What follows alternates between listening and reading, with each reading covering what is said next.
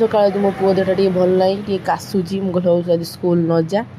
ସେଠୁ ମାର୍କେଟ ଯାଇଥିଲା କ'ଣ ନେଇକିନା ଆଜି ଚକୋଲେଟ୍ ଏଠି ବସି ଖାଉଛି।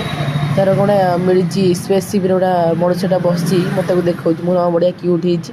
ଏଠି ବୋଉ ଭାଜୁଛନ୍ତି ମାଛ। ଆମର ଗୋଟେ ଭୋଜି ଅଛି ତ ଆମେ ଯିବୁ, ଖାଇବୁନି, ଖାଲି ଅଳ୍ପ ହିଁ ଖାଇବେ। ବାପା ବୋଉ ଭାଇ ହେରିକା କ'ଣ ଖାଇବେ। ସନ୍ଧ୍ୟା ହେଲା, ମୁଁ ଘର ପୋଛାପୋଛି କରି ଚିତା ପକାଇ ଦେଉଛି। ଆଉ ଗୋଟେ ରାତିରେ ଗୋଟେ ଫଙ୍କସନ୍ ଥିଲା, ଆମେ ଯିବୁ। ଏଠି ଦେଖନ୍ତୁ ତାଙ୍କ କପଲ୍ ଆଉ ମୁଁ କେମିତି ଦେଖାଯାଉଛି ନିଶ୍ଚିତ ଜଣାଇବେ ମୋ ବ୍ଲଗ୍ରେ।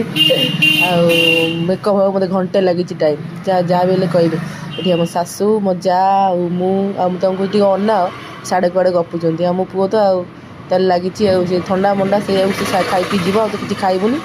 ଆଉ ଏଠି ଖାଇବାକୁ ଆମେ ପଳେଇ ଆସିଲୁ। ଖାଇବା ପିଇବା ଗୋଟେ ଆଇଟମ୍ ଦେଉଛନ୍ତି, ଦେଖାଉଛି ଆପଣଙ୍କୁ। ଗୋଟେ ଇଏ ମାଛ ଦେଲେ, ଏଇଟା ମାଛ ଘାଣ୍ଟ। ମୁଁ ଫାର୍ଷ୍ଟ ଟାଇମ୍ ଆଜି ନେଉଛି। ଖଟା ମୁଁ ଖାଏନା, ମୋତେ ଖଟା ଦେଇଦେଲେ ମୁଁ ମନା କରୁ ଦେଇଦେଲେ।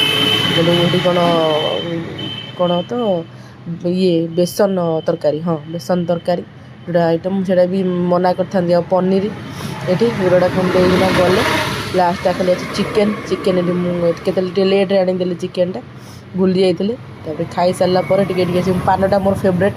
ପାନଟା ମୁଁ ଗୋଟେ ଯାହା ବି ହେଲେ ଖାଇବି। ଏଠି ଆସି ପାନଟା ଖାଇଦେଲି, ଭଲ ଟେଷ୍ଟି ହେଇଥିଲା ପାନଟା। ଆଉ ମୁଁ ଶାର୍ଟଟା କେମିତି ହେଇଛି ନିଶ୍ଚିନ୍ତ ଜଣାଇବି। ଆଜି ଫାର୍ଷ୍ଟ ପିନ୍ଧିଛି ଶାର୍ଟଟା, ଆଣିଥିଲି ଜମା ପିନ୍ଧିନଥିଲି। ତାପରେ ଟିକେ କୋଲ୍ଡ ଡ୍ରିଙ୍କସ୍ ଟିକେ ପିଇ ଦେଉଛି, ମସଲା କୋଲ୍ଡ ଡ୍ରିଙ୍କସ୍। ଆକ୍ଚୁଆଲି ଭଲ ଲାଗିଲାନି ମୋତେ, ଖାଲି ଗୋଟେ ସିପ୍ ନେଇଛି, ଜମା ପିଇଲିନି, ମୋତେ ଟେଷ୍ଟ ଲାଗିଲାନି। ମୁଁ କିଛି ପାଟିଟା ଖରାପ କରିବା ଦରକାର ନାହିଁ, ପିଇଲିନି, ତାକୁ ଫୋପାଡ଼ି ଦେଲି। ଆଉ ଜାଣିଛି ମୁଁ ଧରିକି ରହିବି ମାନେ ଆସିକି ମୋ ପୁଅ ପିଇବ। ଆଉ ଲାଇକ୍ ସେୟାର କମେଣ୍ଟ କରିବା ବିଲକୁଲ ବି ଭୁଲିବେନି। Thank you.